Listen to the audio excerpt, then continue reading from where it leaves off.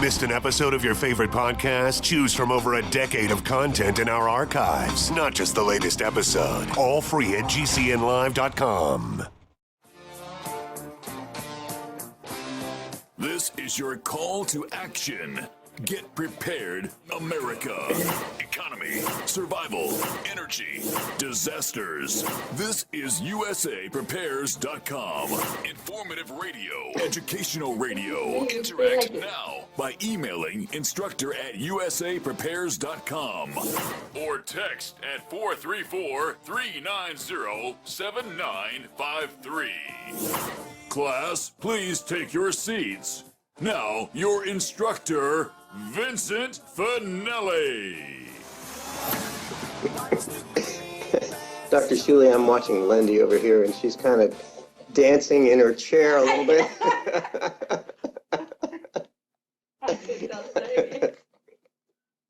Everyone all set? Cocked, locked, here we go.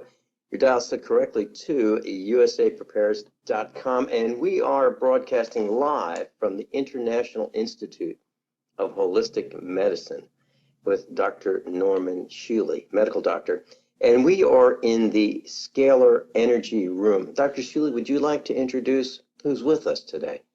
And with us today are Lindy, who is Dr. Sorin's wife, and Robert Mueller, my trusty assistant for the last 10 plus years. Okay, very good.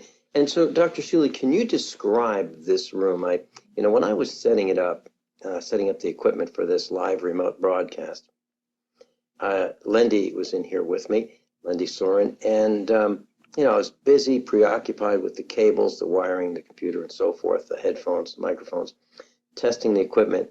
And she said, I'm paraphrasing, do you feel it?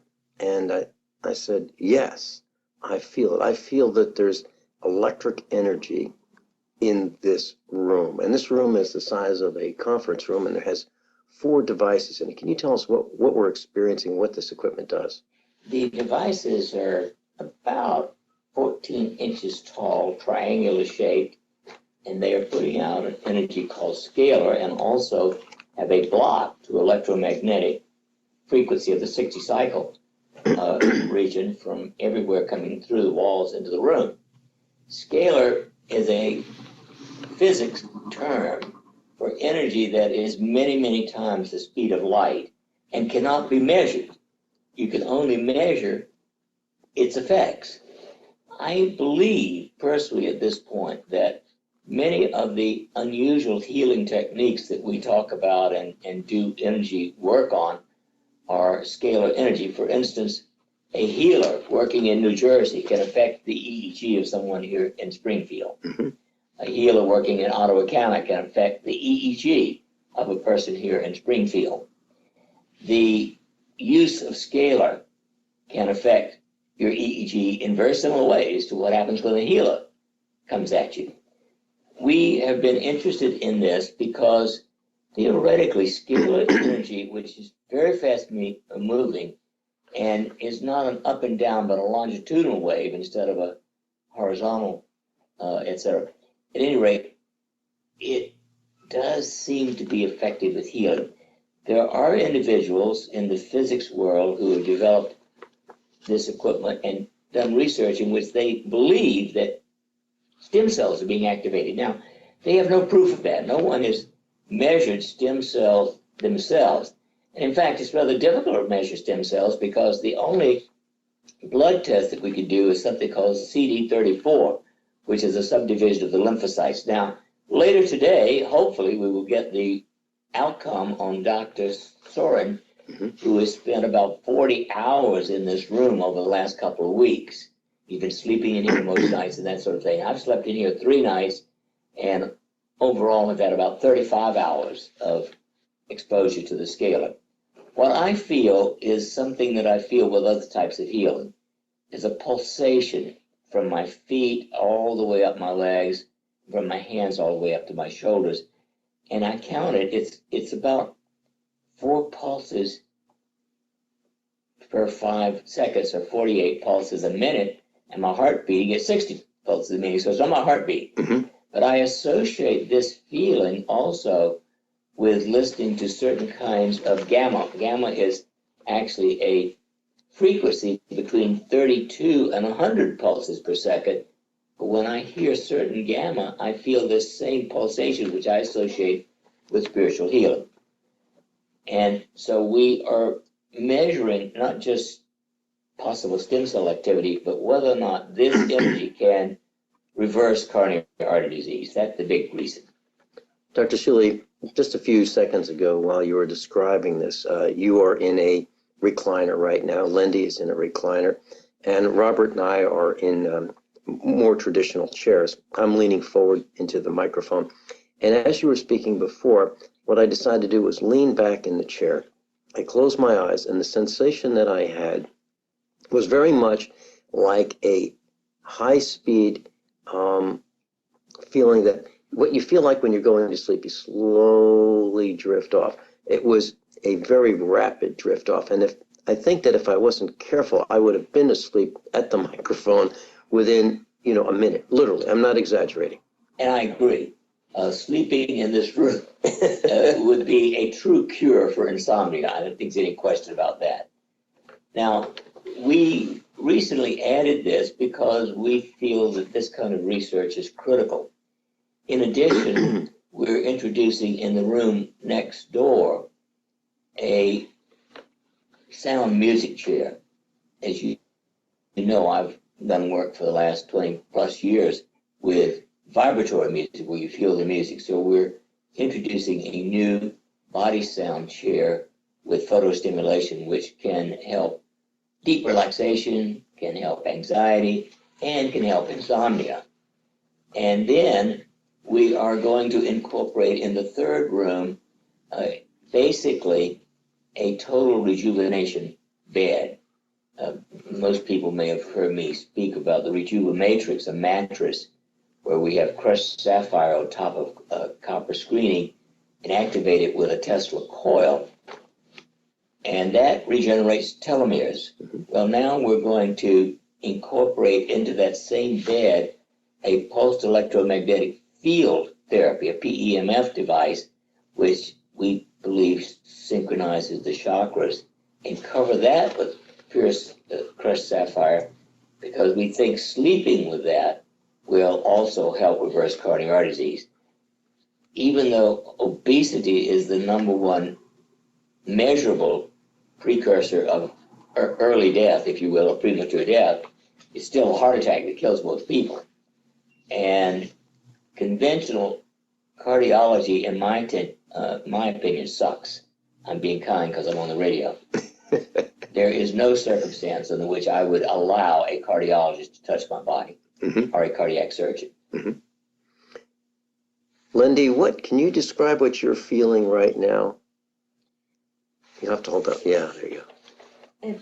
Actually, I feel this like a tingle in my feet and my hands all the way to my shoulders. But I don't know, my emotions are up and down, because at the beginning I was like relaxed. I could feel all the energy coming through my feet and legs. But then I just got this very excited and happy things. I'm not a person that drink caffeine, but it put me in that state. Like I want to dance. I don't know. It's just weird, but it's good. It feels good. Well, I can tell you that I'm feeling the same kind of tingling from my toes, tips of my fingers. I can actually, I totally agree with you. I feel exactly the same thing. Dr. Shealy, are you feeling that same thing? Well, what I call this pulsing, I think, is the same that you're calling tingling. Okay. It's very strong. I mean, it would take probably 60 milliamps of electricity to produce this strong a feeling in my body. Okay. Dr. Shealy, are there other rooms like this room in the state of Missouri? Do you think that there are other people who are experiencing the same thing that we're experiencing right now with this scalar technology? To my knowledge, this is the only scalar room in the state of Missouri. Now, back in the spring, when we particularly became interested in it, Dr. Sorin and Lindy and I went to Kentucky, where a physician has a scalar room, and we all spent 8 hours in that scalar room. Do you remember feeling the same thing there, Lindy? No, I did not. Yeah, I didn't feel what I feel here in the scalar room in Kentucky, although that's equipment where the people making it claim that it can help people recover from terminal kidney disease and all kinds of miraculous things. That's why we got interested in this. Dr. Shealy, the room, if I can describe this is a conference room. It looks like sheetrock walls. It's got carpeting on the floor. It's got overhead lighting. It's got a grid suspended ceiling, and it's got a couple windows. Is there anything unique about this room other than the scalar energy devices that you got, of which there are 4? No, I don't know anything in the room that would be different from any ordinary room in any building, except the scalar devices. So what do you expect? Do you have an expectation of the kind of results that Yes. the typical person that would come in?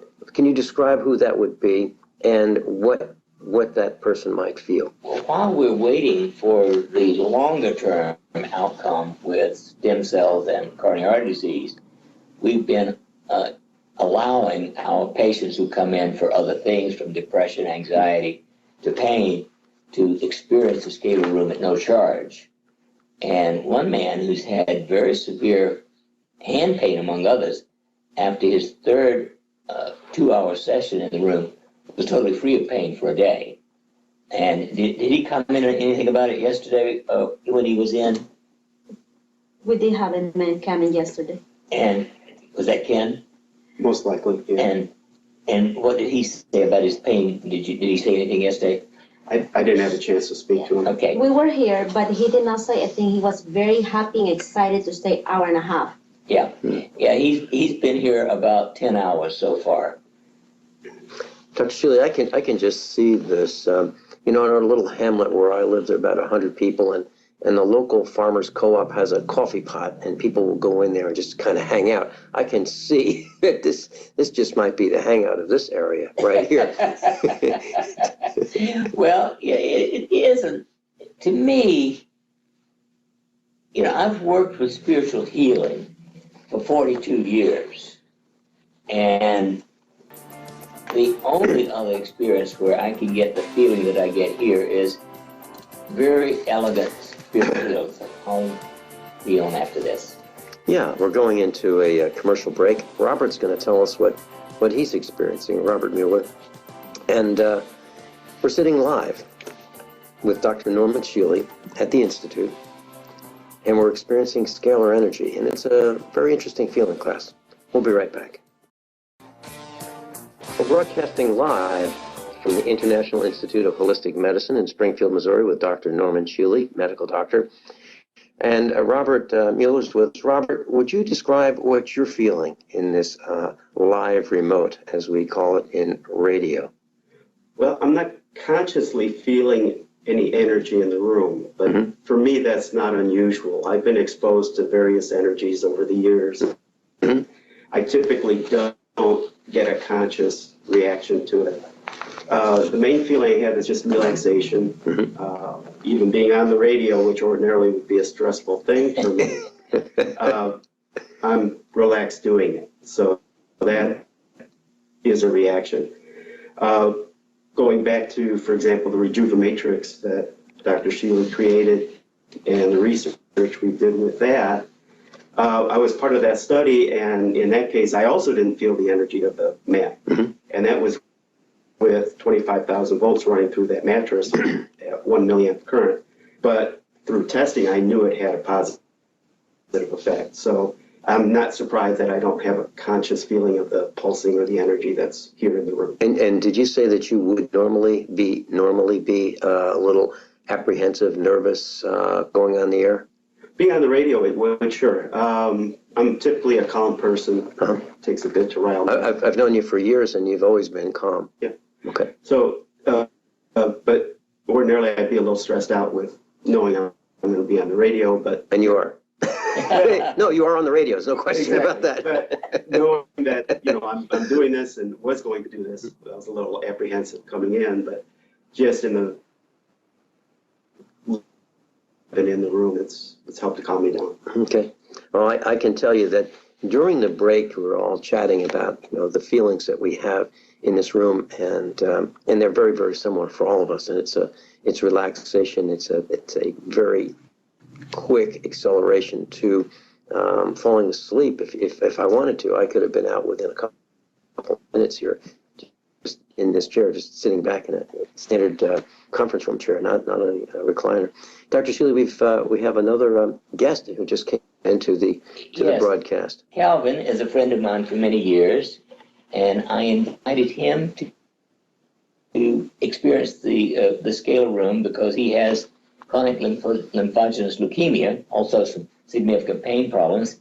And I think this is your second visit, Calvin? Yes. Okay, tell us what you feel, if anything. We're going to pass the microphone to Calvin. He's in a recliner as well, class. Calvin? Good morning. Good morning. My first experience when I sit down, I have a little paralyzation in my right arm. And I relaxed, I sit back, and I noticed I started feeling, and the only thing that was annoying to me was the road noise out here. I could hear every car went by. I could tell you what kind of car it was or a truck. But other than that, it was very relaxing, and it seemed like it also maybe helped my feet. I have a lot of pain in my feet for some reason, and it seemed like that it did help me when I walked out of here. And one more thing I experienced, I noticed, I have ringing in my ears. Calvin, could you hold the microphone a little closer, please? Yeah, very good. And I noticed that it seemed like the pitch of the sound that coming out of my ears changed after having left here. I don't know. It may just be something else. But other than that, it was comforting to just lie back and relax. Okay, Dr. Shealy? Well, we're hoping that it has this remarkable spiritual healing. And I do think that scalar energy is what we call spiritual healer. How long do you think it will be before you are certain that you have measurable results of some kind? Well, if the CD34 is elevated, because ordinarily the CD34 is 0 to 1 or 2. And Dr. Sorin, we had a precursor exam, and then he spent over 40 hours in here, and we had another one on Monday. And I should get the results later today. So we're talking about the possibility of having bona fide measurable results within a couple weeks from being in this room. Yes. Okay. We'll be right back with Dr. Norman Shealy and the International Institute of Holistic Medicine in Springfield, Missouri. So during the break, we're talking with Calvin and Robert Lindy and Dr. Shealy about this sensation, and have the same sensation. It's kind of like the pins and needles, but not very pronounced. It's you can discern it, you can feel it. It's kind of like if your leg goes, not as pronounced, and we all feel it. Dr. Shealy, what do you make of that? What does that mean medically? I think it means relaxation. In other words, when your foot goes to sleep, actually, it's letting you know. Again, my heartbeat ordinarily is about 60, and I've counted this several times, and it's exactly 48 pulses per minute. And that is not my heartbeat, but it's something I have felt with other types of healing, like the laying on of hands of a great spiritual healer, like gamma frequencies. There's some gamma music that I picked up early in February this year that I particularly love, and I can be sitting at my computer working, and if I put that gamma music on, I feel this same kind of feeling in my legs and eventually in my whole body. John, you were giving me a back channel message. I don't have a way of receiving it, and I didn't hear you. Could you tell me again, please? Okay, we're cutting in and out, Dr. Shealy, and so at the top of the hour or at the next break, we're going to shut down the scalar energy delivery system and see if it's the scalar energy that's actually making us cut in and out, because obviously our wireless signal is compromised in some way. And as Lindy pointed out just before we start, this equipment is supposed to block 60 cycle electromagnetic frequency, so it may well be that. So, Dr. Shealy, when you say that, we have, I'm looking at this conference room, and we have outlets on, as code requires on all the walls and every 6 feet and so forth apart. And we've got overhead lighting and there's wiring, but it's a commercial building. Do you think that is the 60 cycles that this would be blocking the typical outlets that would be in a home? I see internet wiring, Cat 5e wiring, and so forth. Are the signals that we're blocking? I actually kind of delighted. I'm sorry for the audience, but I'm delighted that this would be the first proof, because the company claims that this does block EMF contamination. Oh, Yes. also your metal stripping here Yes, is a blocker also. Right. We also talked about the grid, the ceiling grid tiles, and maybe there's even metal roof decking in this commercial building.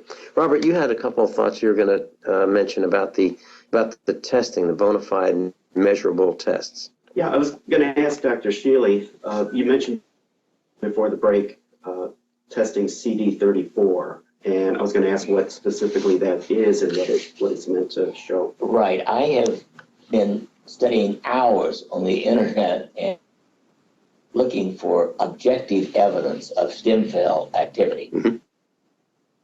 Everybody is at least aware that stem cells are being harvested from fetal blood, or from your own bone marrow, from your fat, and injected into the body. Now, that's a pretty complicated surgical procedure to some extent.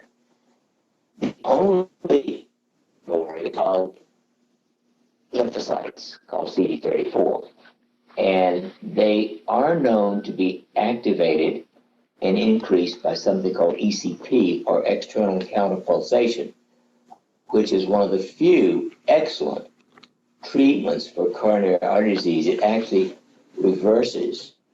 Okay, we're back live. We are now disconnecting the scalar transmitting devices to see if that had any impact on why we were breaking up. So we've got 3/4 of them now we have 3/4 of them disconnected. Okay, they're all totally disconnected. Let's see if our ability to stay on the air improves. Can John tell any difference? John, can you tell any difference? Okay, very good. Okay, so Robert, what were you saying?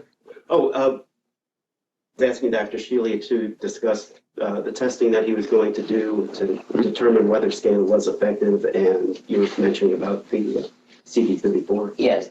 Well, the CD34 is the most important because it's a test you could do on blood itself, and in case the cells come out of the bone marrow and get to work, help cleaning it up.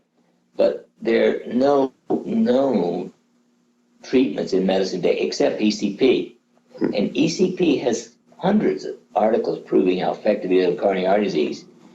Right here in the city of Springfield, only Merciless has the equipment and they don't use it. And please tell us one more time what ECP is. External counterpulsation. There they put a pressure suit. It's like a huge blood pressure cuff around your calves, another one around your thighs, another one on your buttocks. And so when it pumps, it lifts you off the table. And it's a whoop, with your heartbeat. And it does, because of the extreme pressure, which is safe, somehow mobilize the stem cells from your bone marrow. And it does clean out the arteries. Now, it takes 35 days, that is 7 weeks, 5 days a week for an hour to do that. And then it's going to take up to a month or two after you do that for the cleaning out of your arteries.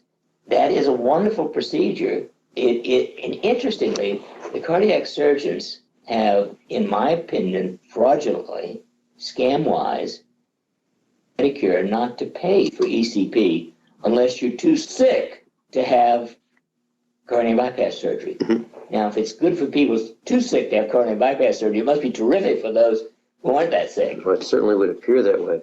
Now, when you talk about this pulsing device, is this similar but in a much stronger mechanism, like what they put on the legs of people who are in induced comas, who are in the intensive care and can't move for days and weeks at a time?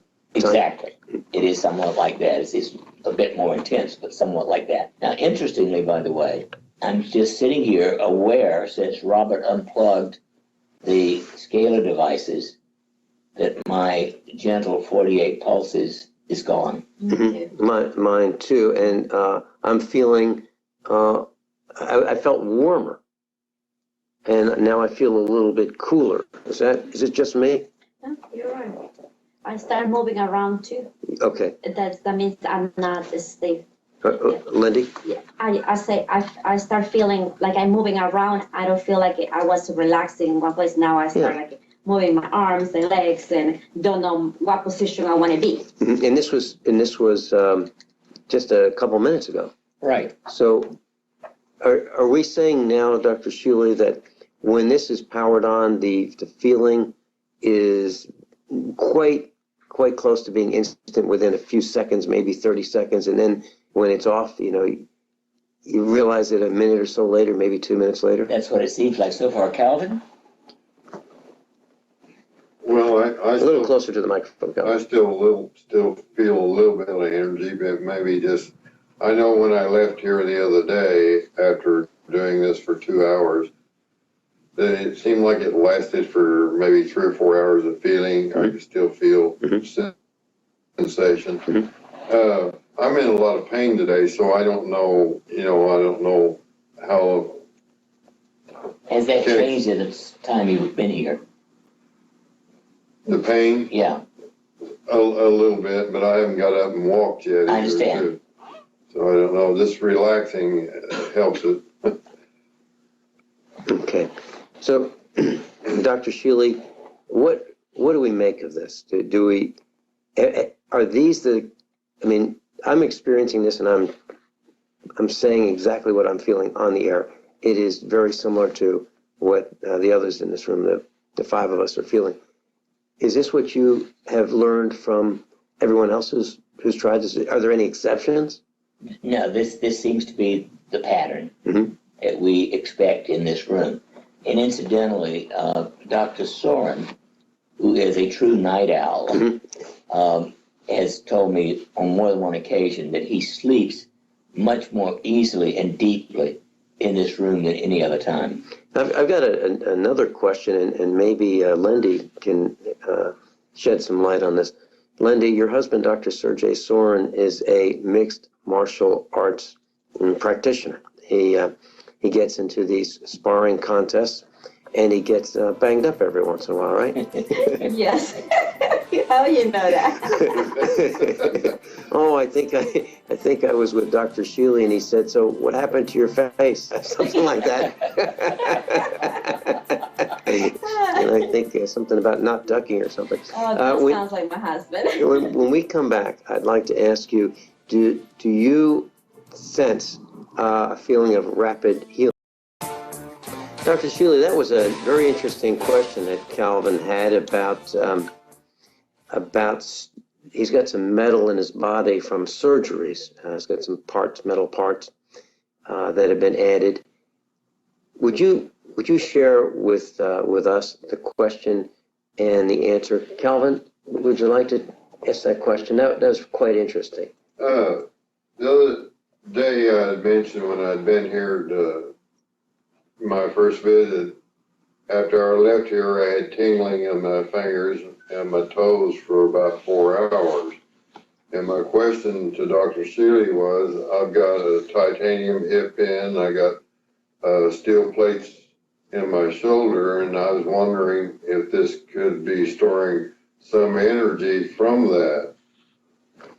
So I guess the question is, he's got metal, and does the metal in his body store the energy, the scalar energy? Does it stay with him for a while? And it would seem to me that's entirely possible. because metal, of course, has some piezoelectric effect. And piezoelectric means it can store, receive, and send energy. So, Dr. Shealy, then we've got a grid in the ceiling, a suspended ceiling. We've got other metal. You're in a recliner. There's some metal supports and structure within the recliner. Lindy, you're in one. Calvin, you're in one. There's some window frames. So is this scalar energy that's being transmitted at a very small wattage, if you will, able to be stored in this room after it's shut off for a while? And that's interesting. Of course, they suggest, the company that makes the scalar equipment, that you keep it on 24 hours a day to keep the room, quote, conditioned. So they're suggesting that something in the structure of the room can partially store the scalar energy too. So even the manufacturers of the equipment don't know the full impact nor the full benefits of the equipment. Exactly. You know, many years ago, in the 1980s, I was in California, and we were manufacturing satellite communications receivers. And we would get calls, you know, we'd make these receivers, and we thought that they were going into homes. And people would hook up this big 12-foot, 10-foot parabolic reflector antenna, aim it at a satellite, and bring satellite television into their homes. This was during the infancy of that industry. Well, we would get calls from people who bought our equipment they were setting them up in motels. So a motel would get an antenna, one of our receiver, and then retransmit to all the rooms in the motel. Now, the reason I'm mentioning this is we found that our customers found very interesting uses for our equipment. And I guess that's what we're finding out here today, right? Well, you know, it's interesting, Vince. On 2 occasions in my life, I have actually heard a radio station without a speaker or anything attached to me when I'm near it. You know, 20, 30 feet outside the station. You could feel it in your body. No, I hear it. Hear it. Yeah.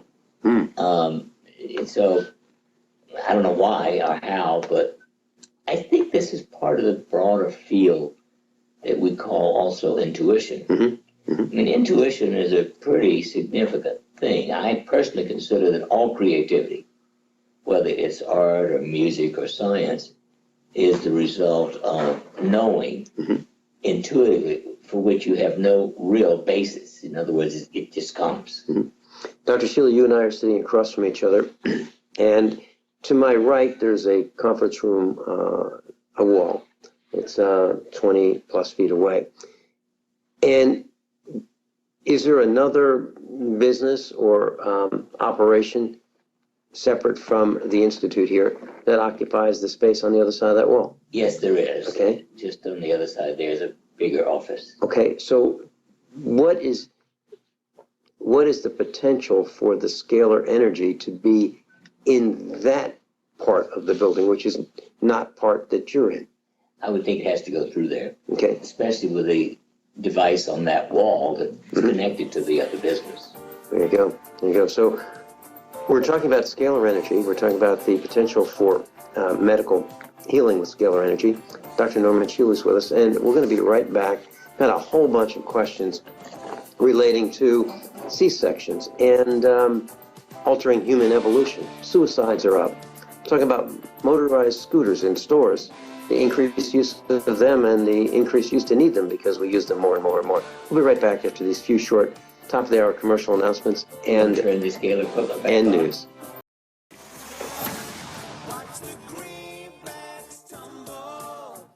Everyone all set? Cock, locked. Hour number 2 of USA Preparedness. Dr. Norman Shealy is with us. Calvin has joined us. Lindy Sorin is with us, and Robert Mueller is with us. And we've been talking about energy and scalar energy and healing. And I've got a list of questions, Dr. Shealy, that I was hoping that we could go over. And one of them is about your scholarship and the chemical industry. The industry is certainly willing to poison every man, woman, and child on the planet, as well as animals and plants. Well, I agreed to offer this scholarship to a graduate student who wants to measure the quality of groundwater in this area, with the caveat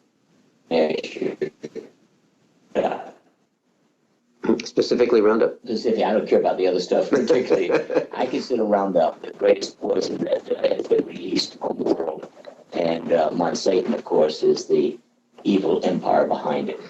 You know, I don't know if you've had a chance to meet him, but he was at some of our Get Prepared expos in Lebanon, Missouri, and his name is Richard Linebaugh, and he called Hewitt Messenger, and they drill wells in this area. And he's been on the air with us many times, and he talks about groundwater, and he said that there's an aquifer, and it's you can access it. It's about 450 feet below Springfield, Missouri, but it's contaminated. Can you see what it's contaminated with? He has not, but the water is not safe for drinking purposes at that level. So the wells that we're using now in this village are the next layer down, which is about 600 feet down. So yeah, we have damaged water all the way down to 450 feet, and that's here. And I'm sure there are other locations where it's damaged even farther, and fracking is continuing to damage it. So what we flush down the toilets, the industrial waste from industrial companies, flushing down their drains, plus the spraying of chemicals. You're absolutely right, and I applaud you for that. Robert, did you have some thoughts on that? Okay, Robert is putting on the headphones. He's got the mic in his hand. Robert, did you have some thoughts about how we're poisoning ourselves, the water, and what Dr. Shealy is doing to alert everybody with this scholarship about looking for Roundup in the drinking water? Well, my reading on that's been fairly limited, but just the little bit I've had in discussions with Dr. Shealy, it is alarming. I live on a rural area, and I have a well. My well's about 350 feet. Mm-hmm. So I'm directly concerned with what's going on with that. And, all right, let me share something that Richard Linebaugh said. I think it's quite fascinating, and it's, I guess, worthy of a minute of our time here on the broadcast classroom. He was telling us about this neighborhood, and there were some homes in this small area, and they had a community well. And one of their neighbors put in an orchard and started growing fruit trees and fruit. And naturally, as the trees started producing fruit, they sprayed the fruit trees. And the next thing you know, the community village well is contaminated with insecticide from the spraying of the neighbor's fruit trees. So, we may think that we've got a well and everything's good, and at one minute the well may be good, and the next minute it may not be good, or gradually may become contaminated. So that's one thing. What are your neighbors doing? So there's education is required to tell neighbors about what they're doing that may poison them, the neighbors and the neighbors' neighbors. And there's another mention, and it was something that we really don't think of, and that's, you have these wells and well casings. And as the trucks hit a pothole, these large 18-wheelers hit a pothole, they thump and the ground vibrates a little bit. And over time, that, and if you live near railroad tracks, if there's a separation in the tracks, there's a little dip, and the rail cars thump, thump, thump, they force the ground to shift a little bit, which opens up that seal in the wells. So now the next time it rains, if the rainwater contains pollutants and insecticides and so forth, that can go right down the side of the well and contaminate your well right where your well pump is. How about that, Robert? What do you think? Well, that's certainly a concern. I'm fortunate in that I'm located in such a place that I don't have to worry about heavy machinery coming through and things like that. Mm-hmm. But certainly, and my neighbors are not growers, they're not farmers of any kind or that. So I'm fortunate in that regard. Now, I do live within about 5 miles of the Springfield landfill. Mm-hmm. So obviously there's a concern there of, what's leaching down into the ground and where that's going. Yeah, and that is a great concern for everyone who lives just about everywhere, because there are landfills, Dr. Shealy. And don't forget, no matter what the city utilities do to the water to possibly do some kind of so-called purification, they poison it immediately with the original weapon of mass destruction, chlorine. Yep, and that was used, and you talk about weapon of mass destruction, it was used for certain in World War I, absolutely for certain. My grandfather was gassed, and it damaged his respiration and his vocal cords for the rest of his life. And then they add another poison, fluoride. And so the government is poisoning in every city in the country people with chlorine and fluoride. And one or two cities have banned fluoride, but not chlorine. And I don't know what the answer is, to be quite honest, because if you didn't chlorinate water, there are all kinds of infectious agents that can get into it. And remember, birds and all kinds of wild animals and others do pass their waste right on the surface of the ground, which soaks into the groundwater as well. So the water coming out of the ground is not necessarily pristine. And while we're talking about water, brought to mind, there are a number of people who are collecting roof water. And they think, hey, we can use that, save it, and store it. And that's where the radiation lands on the roof from, the airborne radiation from, I'll call it Fukushima and Chernobyl and so forth. And then it gets washed off the roof into these rain collection barrels. And then people are using that in their gardens, and they're also drinking it. Done over 20 years ago, they released some kind of radioactivity in the air in Denver, and within 2 hours it was measurable in Indiana. Interesting that you mentioned that, Dr. Shealy. We did some nuclear testing, atomic bomb testing back in the 1950s and into the 1960s. And the medical profession was complaining that the X-ray film that Kodak was supplying was, and the X-ray film said, look, we can't use this. And Kodak did a study to figure out what the heck's going on, because Kodak thought that the X-ray film was fine.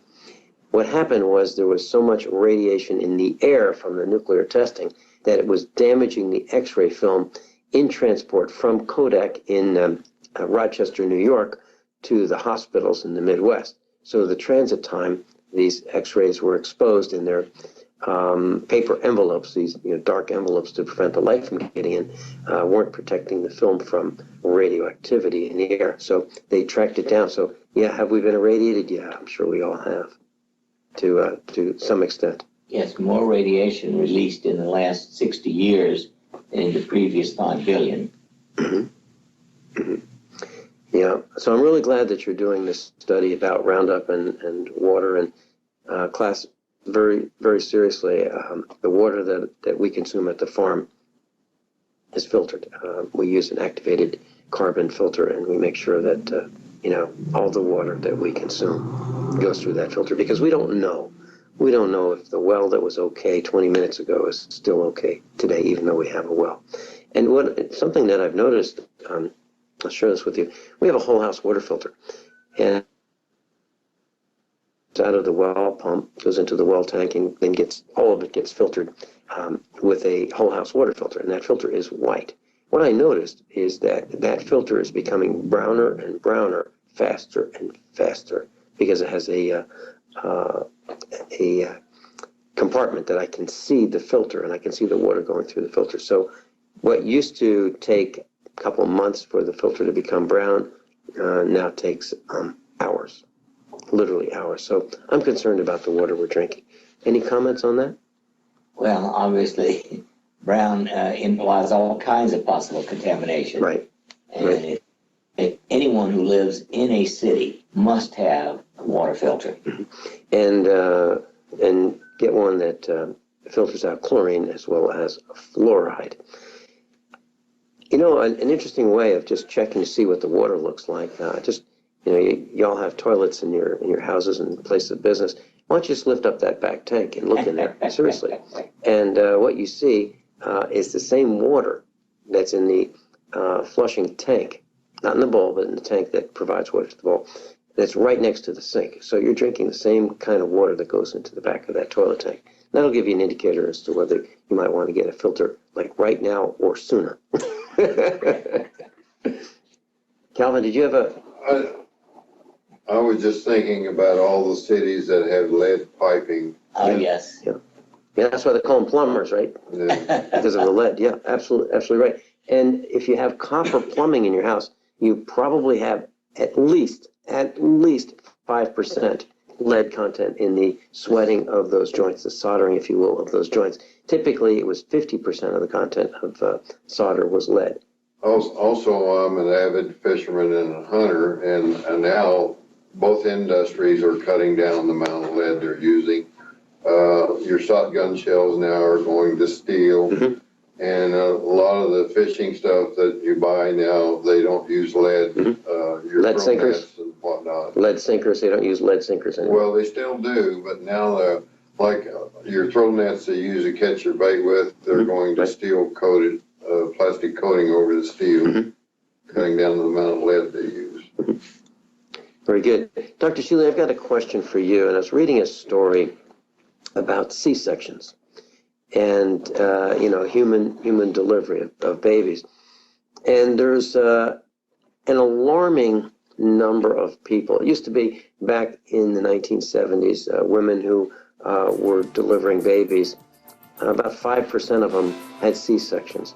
Now there's many more. When we come back, we talk about how many are having C-sections and the effect on human evolution. We'll be right back. Dr. Norm Shealy and Lindy and Robert and Calvin. Dr. Shealy, in the last break, as we're going into the last break, we were talking about C-sections and altering human evolution. In the 1970s, less than 5% of women had their babies via cesarean section. Now it looks like in the United Kingdom, there are about 25% or more having C-sections. So what that tells me is that now any size woman can have any size baby.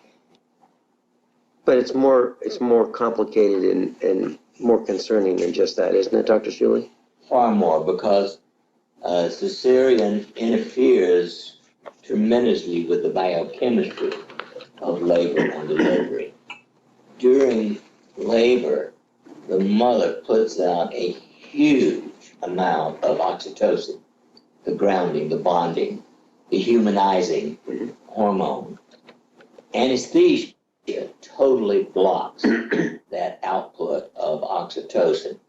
So it means those children are much more prone to having feelings of rejection, feelings of low self-esteem, depression, anxiety, etc., etc.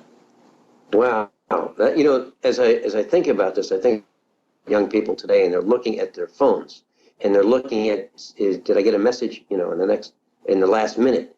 And I think they feel a need to be in contact with people, and maybe it has to do with this rejection, that they need constant reassurance that they're loved and thought of, and someone is willing to spend nonstop time communicating with them about who knows what. And they don't realize that they are damaging their brains for the rest of their lives by using their cell phones for hours every day. Lynn, did you have a comment? Yeah. Now that you just said that, it could be, I understand that technology is important, but now that you bring that, it's extremely crazy seeing these kids with a phone and to ask for attention, taking selfies, snapshots, and it's like every 10, 30 seconds you see them on the phone all the time. So that could make sense. Well, really. This morning, before I left the farmhouse to travel to Springfield to be at this live remote with you all, I went to Facebook, and the only thing I use Facebook for is to say, here's who will be on the air with us today, and here's what the topic is. Well, I opened up Facebook, and for some reason, there was an image of somebody sending me this picture, and it was a snake, a small snake on a tile floor. Now, seriously, if we had a snake wander into the farmhouse, I wouldn't make sure that everybody I knew saw this picture of the snake.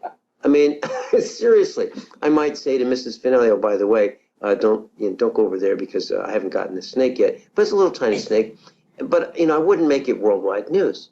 So it seems to me that people are concerned with all kinds of minutia, and they are sharing this minutia, and we're all stuck in this mire of minutia. And that brings us to the study that was reported within the last 2 weeks, that talking on a cell phone puts you into the brain state similar to being drunk. I mean, just talking on it, not talking about texting, which some people do.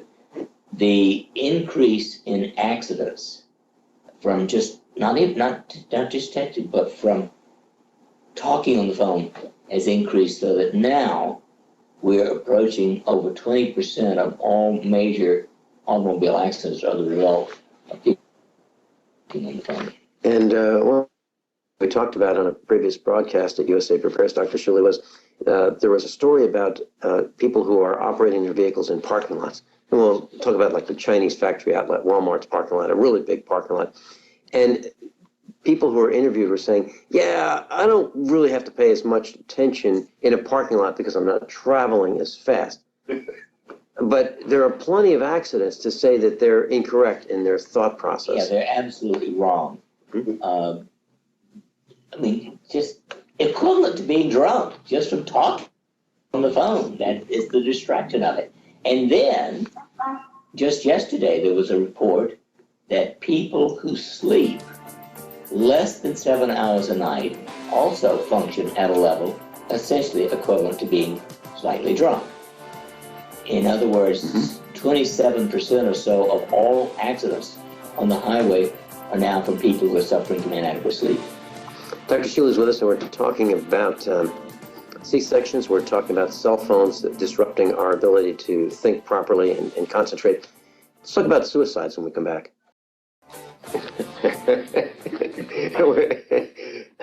We're talking about cell phones and how, during the break, how we could use an earbud and a microphone on a cord and operate our vehicles while traveling and be zoned out. And I think it's crazy, Dr. Shealy, having cell phones on our person. And I'll tell you what, poor Calvin just got beat up during the break because I asked him where his cell phone was, and he pointed to his pocket. And I said, "What? Keep it in your pocket?" And he said, "Yeah, right here." And I said, "What do you?" Your heart. And so now his cell phone it's not in your pocket anymore, is it?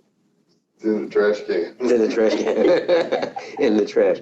Dr. Shealy, your thoughts on that before we go into the next subject? Well, all I can say is that I think it is the most dangerous and the most antisocial thing that has been invented in modern technology. Really good point. So you have company come over for dinner or lunch, and they're all sitting around the kitchen table, an informal lunch, and out of everybody's pocket comes a cell phone right next to them. It's like napkin, fork, knife, cell phone, all right, plate right there, right? Isn't that the way it goes? Not in my house. Not in my house either. I used to have a sign that said no cell phones, and now everybody knows that no cell phones come in our house. So they leave them in their vehicles if they're visiting the farm. But yeah, I think we've been invaded. I think there's a feeling that we need to be in constant communication, and the answer is we do not need to be in constant communications with those who want us. And the word you used, Dr. Shealy, the word you used, on tap. And I feel delighted not being on tap. Me too. Mm-hmm. No need for it. Yep. Okay, suicides. There was a 42-year-old man, Rashan Salam. He was a Heisman Trophy winner, and he really did well in the field of sports. Heisman Trophy winner, young guy, 42 years old, decided to shoot himself. He was struggling with drug use. Dr. Shealy, you've got some thoughts about this. Well, interestingly, a report came out just this morning. A recent study of medical students showed that 27% of medical students, now let's take it, the medical student should be somewhere between 22 and 26 years of age usually. 27% of them are clinically depressed, and 11% have had suicide thoughts at least. And that's a pretty darn high percentage for people that young. Now, in the population at large, I find that 40% of people in big meetings that I go to have depression, and another 40% are what I call subclinically depressed. And subclinically depressed means, well, you're not officially depressed, but you're sort of almost there.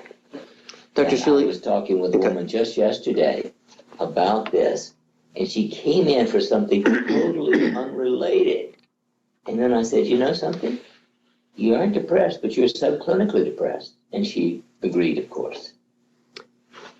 When we take my mom to her doctor's appointment, annual checkup, she get asked this question from her doctor, and I've known her doctor for years. I mean, almost 10 years. And so, Mrs. Finelli, do you ever feel like hurting yourself? Like, why? It's Obamacare. Obamacare apparently mandated that physicians ask this question of seniors. Do you ever feel like hurting someone else? And that's, she gets asked this, and you know, it makes my blood boil when I think I feel like hurting somebody else when I'm asking that question. It makes my blood boil thinking, you know, he knows my mom, he knows we take care of her, and then he asks questions like, you know, are you being taken care of? Are they, you know, looking at us? Are they taking care of you? Are you getting Do you dare fed? speak? So I have to bite my tongue. It's like what's the matter with you, doctor? Obviously, we're here. You know, we're all here for this appointment. We want to make sure that we all hear the same information from you so that we know what your thoughts are, so that we can make sure we do the things that you're recommending if we agree with them. You know, why are we asking this question? And so my question now is, I guess there are some people who are really depressed and are thinking this way. No question about it. Suicide is a remarkably prominent part of our society today. And I just want to point out that once they're given antidepressant drugs, the incidence of suicide doubles. Okay, so now we have a database, a medical records database, online, real time, accessible from whoever has, you know, permissions, if you will, to access it. So they can correlate the antidepressants and the answers to the questions. So is it working? Are we able to have these people terminate their lives, or want to, because the medications that we're prescribing for them seem to be working? And the answer is antidepressant drugs are depressants. They do not cure depression. Sometimes the severe depression is brought up to sort of a blah, semi-zombie state of being. But to be truly happy on an antidepressant drug, I haven't seen it. And Dr. Shealy, now that you mentioned this, and as you were saying it, I was thinking about a man, and I was there when the nurse said, we're just going to prescribe this because it'll just take the edge off. Just take the edge off. Is that what they're talking about? That's what I'm talking about. Take the edge off. Take the edge off to drive you in. Taking the edge off what? It's an outrage. So, Dr. Shealy, I was in one of the Chinese factory outlets, Sam's Club, and it's part of that conglomerate. And I saw these motorized scooters. So a customer, a member of the club, can hop on one of these scooters and race around the store with the basket attached to the scooter. And they have them in other stores as well. Chinese factory outlet has them at Walmart. As we get to the store and we hop in these scooters and we ride around on them, do we become more dependent on using these scooters? Yes. To the point where, okay, so what would you see as a medical doctor, the use of these scooters? Should we avoid them as long as we possibly can? Absolutely. You know, the evidence is now that people who do not at least stand, just not even walking 2 hours a day, have a much higher incidence of heart disease. I mean, we have become such sedentary characters, I call it couch potato, that it is another of the major contributors to early death. One of the things that we've talked about on this broadcast, Dr. Shealy, is it seems that the incidence of twins, co-joined twins, massive, very serious birth defects, is on the increase. I attribute that to the poisons and the toxins. I mean, that's just my anecdotal evidence showing me that it's got to be that.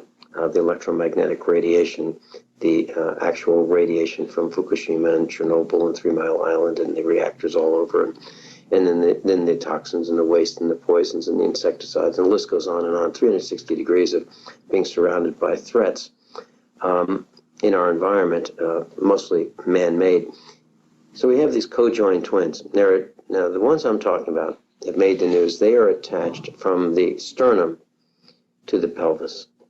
They share one digestive system. These two girls that are joined together share one uterus, one liver, one bladder.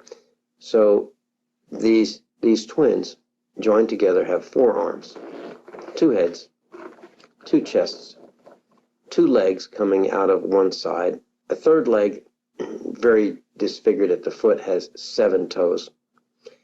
And the mother was urged to abort, knowing early on that this was going to be the outcome.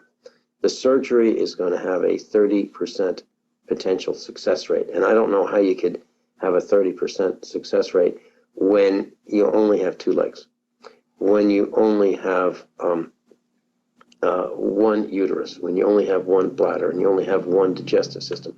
It seems like this is going to be a miracle, and I hope that it ends in a miracle. And which half are you going to kill?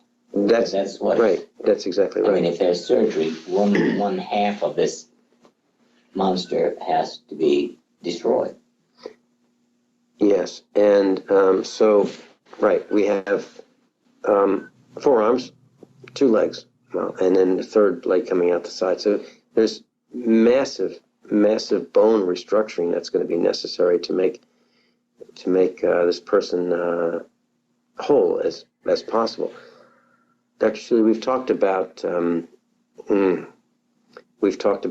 suicide. We've talked about assisted suicide. We've talked about abortion. Is this a case when it's just such an uphill struggle that maybe we should consider avoiding all the pain and the suffering that's going to happen? Well, as you and I have discussed, I personally do not believe in abortion. On the other hand, even normal, if they're going to be rejected for the rest of their life because the one that mother doesn't want them, I think it's better to take care of it then than to kill the child with lack of nurturing. And of course, in this situation, I'd have to say, knowing that this kind of severe anomaly was going to occur, I would have to agree that an abortion is necessary. Dr. Shealy, back in the 1950s, I've heard stories about a child who was born, many stories like this, children who were born with very, very serious birth defects. And the nurse would take the child away from the mother would be cleaned up, and next thing you know, the child didn't make it those last few minutes in the absence of without the mother seeing it. And it used to be called mercy killing. Do you think that was true, or do you think those are just stories? Well, I don't know, of course. I was never involved in such a case. Yes. Mm-hmm. But I'm sure it happened. There you go. I'll be right back, and when we come back, we're going to talk about sapphire crystals, crushed sapphire. I've got them around my neck, and I'd love to hear Dr. Shealy tell us how they work, why they work, and the potential for them. Dr. Norm Shealy, I'm Vin Finelli. This is USA Prepared. You know, Dr. Shealy, I've got that no whining rejoinder, and you know where that comes from? I used to, when I was in the automobile or the truck, I would listen to talk radio. And I'd hear these guys, these national broadcasters, all names you recognize, and they would do 8 minutes of whining, and then they'd hit the reset button and rewind the same topic, and then they'd hit the reset button and rewind, and they would just complain and whine and whine and whine with no answers. So that's where the no whining comes from. I just wanted to share that with you. And it's aimed right at a major broadcaster who spent a lot of years on the air, and we don't recognize him, but we don't need to say who he is. Crushed sapphire. Dr. Shealy, I have a pouch around my neck that comes from your institute. Thank you very much. Crushed sapphire. Can you, Ed in Florida had one on, and you have them. Tell us what that's all about, please. Well, sapphire is a piezoelectric material, and it is stronger than quartz, which is sort of the original piezoelectric material. Piezoelectric means that it can receive, store, and transmit electromagnetic energy. Now, back in 1988, I did a study with plain quartz, about the size of your thumb, compared with glass. And we found that 70% of people could stay out of depression using quartz crystal that was properly imprinted. Only 28% of those who got glass. Mm-hmm. And so it occurred to me that by crushing the sapphire, we increase the surface area, because it's only so much surface area in a solid piece of crystal. And the purpose in this crushed sapphire is to store and send back to the body peace, relaxation, anti-stress, if you will. We have done a small study on it with wearing a pulsed electromagnetic field device for at least an hour or more a day, plus the crushed sapphire. And for instance, in Dr. Sorin, his calcium score in the heart was 97 originally. And after 6 months of this, it came down to 1, which is quite striking. Absolutely. And now we're continuing to play with that. We're about to actually make it into a total mattress where we have 3 of the PEMF devices that cover your whole body. And we're going to cover that with crushed sapphire. And then you can sleep on it all night with the PEMF touch. And I actually have had such a device on my bed. I plugged it in last night for the first time in a long time. Is this something that you're working on with instructor Lou Cassidy? Is he part of this? Yes. Fabulous. I'm glad to hear that. So, Dr. Shealy, imprinting the sapphire crystals that I have around my neck, how does one go about doing that? For someone who hasn't done this before, how would you tell them to do this? Well, they have been programmed by me before they're sent out. But obviously you can re-imprint them, but you always want to do it with a very short, happy 3 to 7 words is all you want to put, and a thought. And when you put it only in the morning, it's nice if you just sort of repeat that thought to remind it what its major role is. And so you can, class can order this off your website if they want, normshealy.com. And are you shipping them now? Yes, we are. Okay. And they would be imprinted by you prior to shipment? Yes. Okay. And have you found anyone who said that they did not get any benefit at all?